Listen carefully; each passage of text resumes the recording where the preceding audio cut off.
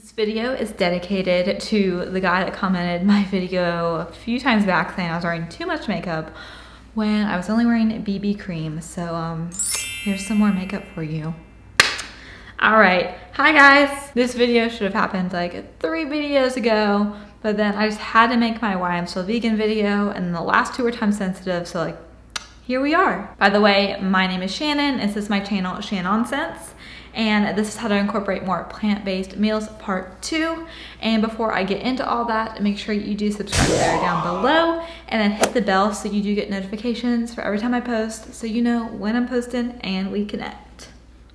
So if you haven't seen the part 1, I'm gonna link it above here. So if you haven't, press pause now, watch it all the way through because it's some more main tips, and then come back. Okay, welcome back. All right, so tip number 1 is actually gonna piggyback off a tip in the last video for having a reason to do it, and that is to do your research. You know, before I went vegan, I knew things were bad, but it really just didn't click until I really researched dairy and how it was almost like poison to our bodies. And watching factory farm footage, like I knew it was bad, but I never knew it was that bad. And really knowing the facts and seeing it is a whole other story, and just like, yeah, I know it's bad. So tip number 2 is about eating out. So I live here in Cincinnati, Ohio, which is a larger town, but still it's the Midwest. But I have no issues eating out vegan. I can enjoy all my meals. I have fun eating out. And even back home in my very small town in Portsmouth, Ohio, you know, it's not the easiest, but it is doable. So my big tip is to always Google menus if you can, or even call ahead, email ahead to find out what's on that menu so you can start thinking about what you can order. Now, steakhouses aren't usually your best option because you're probably gonna get stuck with like salad and fries, and I personally like to enjoy eating out.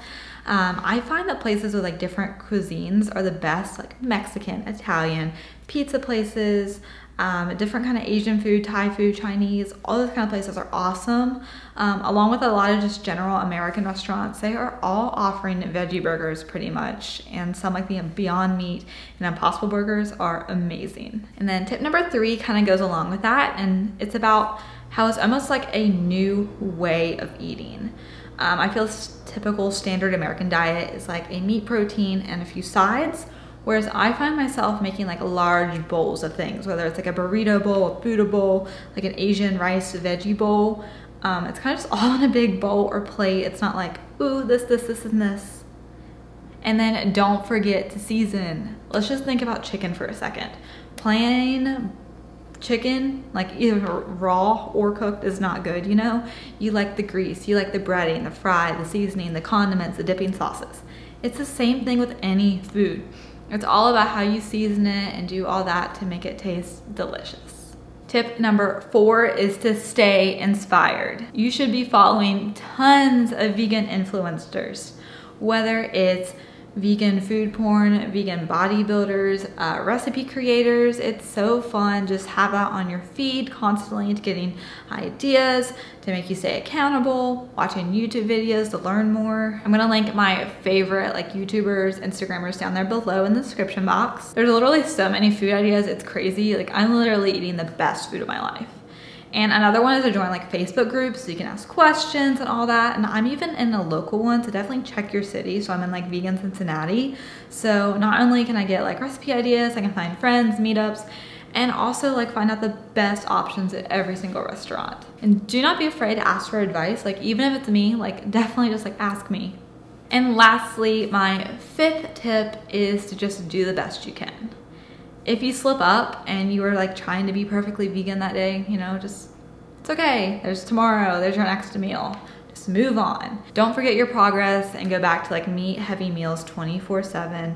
It's okay to mess up. Some big tips from me though, to not give into that temptation or mess up, is especially in the house.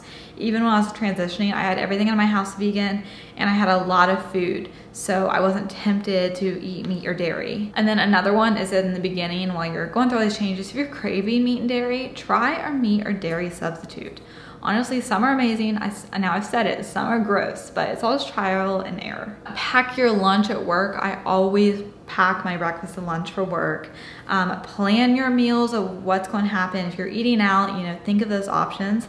Have a friend that can keep you accountable, and even if they're not vegan, just someone that supports you, or hey, I'll help. So that about wraps it all up. I hope you make more plant-based meal decisions in your future. Before I do sign out, I just do want to say next week is going to be my like facts about me and a giveaway. So if there's any like burning questions you have for me, like fun facts, assumptions, any of that, comment down below, DM me on some kind of social media, and I will make sure to include that. But make sure to give this video a big thumbs up. Comment down below, like I already said, share, subscribe if you haven't, and I will see you next week. Bye guys.